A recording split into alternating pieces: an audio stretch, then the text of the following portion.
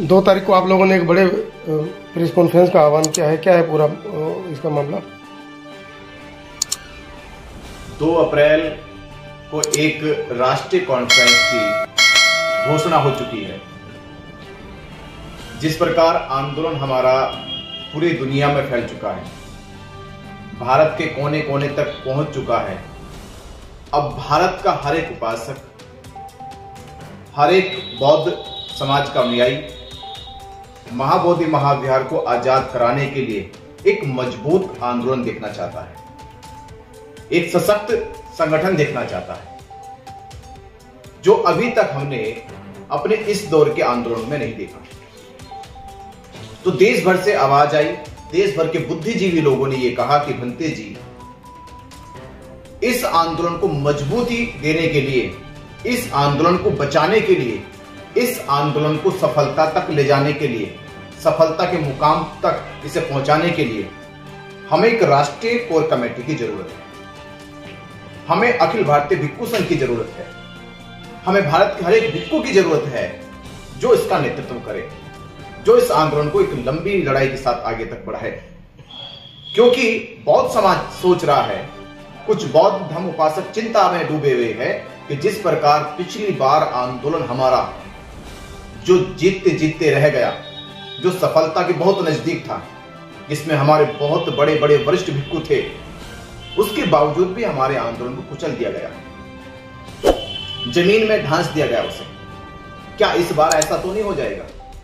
ये चिंता जाहिर करते हुए यह फैसला लिया गया कि आने वाली 2 अप्रैल 2025 को बौद्ध गया की पावन धरती पर पूरे राष्ट्रीय और अंतर्राष्ट्रीय लेवल के बौद्ध भिक्षु आ रहे हैं।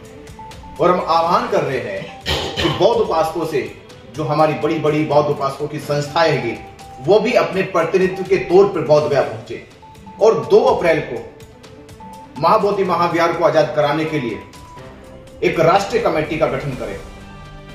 इस राष्ट्रीय कमेटी का उद्देश्य होगा कि महाबोधि महाविहार को आजाद कराना, जिसमें हर एक बौद्ध उपासक की, जिसमें हर एक बौद्ध भिक्षु की, जिसमें हर एक बौद्ध संस्थाओं की अपना एक प्रतिनिधित्व होगा, पारदर्शिता होगी, सब कुछ देश के सामने, बौद्धों के सामने होगा। तो भंते जी, इस तरह के सवाल तो खड़े होने शुरू हो गए हैं। जो वर्तमान में इस आंदोलन को लीड कर रहे हैं, उन लोगों से सवाल उठने शुरू हो गए कि आप लोग समितियां क्यों नहीं बना रहे हैं। तो उन्होंने एक समिति बना के उसकी इतिपूर्ति कर दी, उसमें आप भी है समिति में।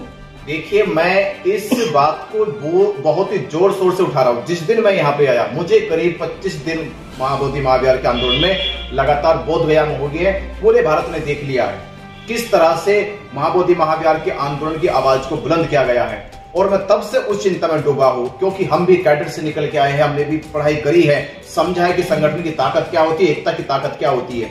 जब हमें लगा कि हमारे पास मजबूत कमेटी नहीं है, मजबूत कोर कमेटी नहीं है, हमें लगता है कि कहीं ना कहीं ये आंदोलन एक व्यक्ति के इंटरनली पॉलिसी में रहा, या 2 व्यक्ति की इंटरनल पॉलिसी में रहा, या चंद 2-3 लोगों की इंटरनल पॉलिसी में रहा, तो ये आंदोलन आगे चल के बिक सकता है, ये आंदोलन आगे चल के खत्म हो सकता है। तो जब ये चिंता जारी, तो हमने कहा मुझसे, आप पत्रकार बंधुओं ने सुना है, मैंने बैठ के कहा कि हमारी पूरी ऑल इंडिया भिक्खुओं की एक कमेटी गठित होनी चाहिए। जो इस आंदोलन को नेतृत्व करेंगे, उनके सामने चेहरे होने चाहिए। जो इस आंदोलन की रूपरेखा को तब बनाएंगे, उनके चेहरे सामने होने चाहिए। जो इसकी व्यवस्था को देखेंगे, उनके चेहरे सामने होने चाहिए। पर उसके बाद इस बात पे कोई अमल ज्यादा मजबूती तौर से नहीं लिया गया। औपचारिक तौर पे, मौखिक तौर पे केवल बोला गया कि all India bhikkhu and Lama संघ बन जाएगा, पर अब तक कोई दस्तावेज, अब तक कोई गारंटी का ऑल इंडिया भिक्खु संघ या लामा संघ नहीं बना है। पर हम इस बार कह रहे हैं कि इस भारत में जो बौद्धों की आस्था श्रद्धा है, वो इस बार हम उनकी आघात पहुंचने नहीं देंगे, उनकी आस्था को ठेस लगने नहीं देंगे, उनकी जो उम्मीद है वो उम्मीद टूटने नहीं देंगे। इसलिए हमने फैसला कर लिया, पूरे बौद्ध समाज ने, पूरे भिक्खु संघ ने फैसला कर लिया है कि 2 अप्रैल को राष्ट्रीय कोर कमेटी बनाई जाएगी। भंते जी, आपको नहीं लगता जो पुराना जो नेतृत्व करता थे, जो 20-25 साल पहले जो आंदोलन हुआ था, चाहे उसमें हर्ष बोधि जी रहे हों, भिक्खु आनंद जी रहे हों, या प्रज्ञादीप जी रहे हों, ये तमाम भिक्खु उस आंदोलन को लीड कर रहे थे, लेकिन वर्तमान में 35-36 दिन बाद भी वो इस आंदोलन से दूर क्यों है? ऐसी क्या वजह लग रही है? देखिए, मैं ये कह रहा हूँ कि इसकी तैयारी हमारी मजबूत स्तर पर नहीं हुई थी, पर हम ये कहेंगे स्टार्टिंग हो चुकी है, अब इसे स्ट्रॉन्ग बनाना है।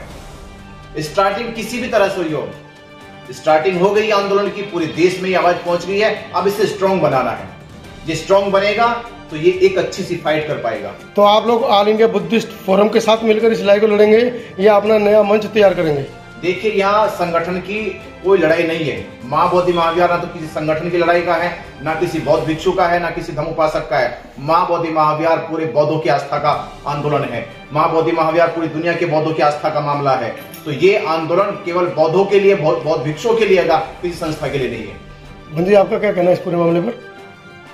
देखिए, मैं भंते विमल कीर्ति बिहार का रहने वाला हूँ, बक्सर जिला। मैं नाथ संस्कृति बुद्ध विहार चैरिटेबल ट्रस्ट का अध्यक्ष भी हूँ। मैं यही कहना चाहता हूँ, महाबोधि महाविहार बीटी एक्ट 1949 को ख़त्म कर ये टोटल जो कमेटी है बौद्धों को सौंपा जाए।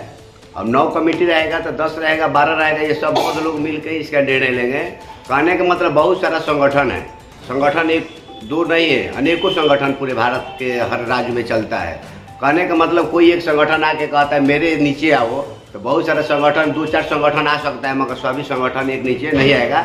मेरा कहने का मतलब मैं बिहार से यही आह्वान करता हूँ, जितने बहुजन समाज का राजनीतिक संगठन हो सकता है, गैर राजनीतिक संगठन भी है, और बौद्ध संगठन, ज़्यादातर मैंने बौद्ध संगठन को भी नम्र निवेदन करूंगा, अपना अपना डफली बजाना छोड़िए और सभी बौद्ध संगठनों को एक जगह आकर एक राष्ट्रीय लेवल का कोर कमेटी बने।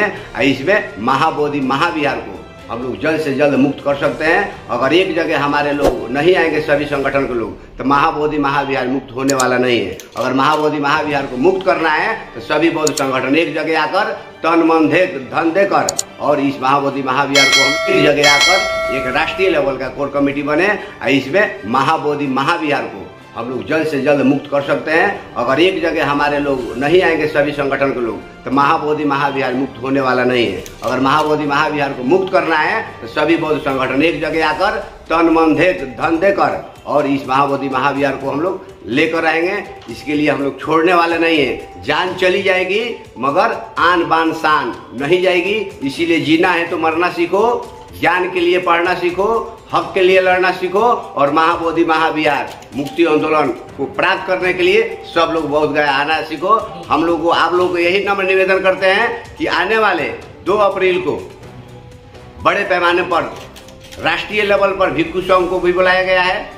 अखिल भारतीय भिक्षु महासंघ हो या ऑल इंडिया भिक्षु संघ हो, सभी हम लोग भिक्षु संघ कोई भी बंटने वाले नहीं है। या बंगालियन भिक्षु हो या बिहारी भिक्षु हो, पूरे भारत के अलग अलग राज्य के भिक्षु संघ हो, उपासक संघ हो या उपासिका संघ हो, सभी लोगों से मैं बिहार से भंते विमल कीर्ति आप लोग से नम्र निवेदन करते हैं, आह्वान करते हैं 2 अप्रैल को आप लोग जरूर बोध गया के धरती पर आइए। ये बड़े पैमाने पर कमेटी बनाकर हम लोग को राष्ट्रीय कोर कमेटी बनाकर इस अभियान को चलाकर हम लोग को बिहार सरकार के नीतीश कुमार जी को और भारत सरकार जो भी सरकार हो, मोदी जी हो, हमारा अधिकार दे कर रहिए। अगर नहीं देते हैं तो हम लोग कोर कमेटी मिलाकर क्या निर्णय लेंगे, इसलिए नीतीश जी आपको सोचना पड़ जाएगा। इसलिए मैं बिहार के भंते विमल कीर्ति जी कह रहे हैं, महाबोधि महाविहार बौद्धों को सौंप दीजिए। तब कहेंगे आप भारत को बौद्धमय बनाने के लिए बिहार को अपने बुद्ध के धर्म को आगे बढ़ाने का काम किया है। तो इस तरह का मैं नम्र निवेदन करता हूँ। भंते जी, किस तरह की समिति आप बनाने के विचार कर रहे हैं? देखिए, ये समिति एक ऐसी समिति बनेगी जिसकी पूरी तरह से समाज और देश और बौद्धों के लिए सामने पारदर्शिता होगी।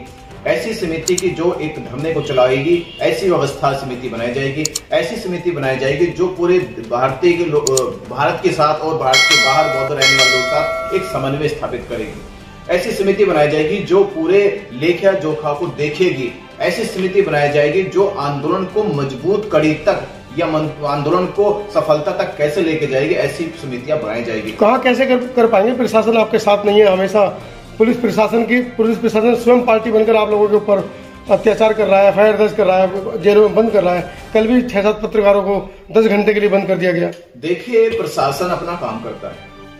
प्रशासन के हिसाब से हम सोच के काम नहीं करेंगे। प्रशासन हमारे हिसाब से सोच के काम करेगा। प्रशासन की अपनी ड्यूटी है, वो है आंदोलनकारियों को उनका मेंटली हरासमेंट करना चाहता है।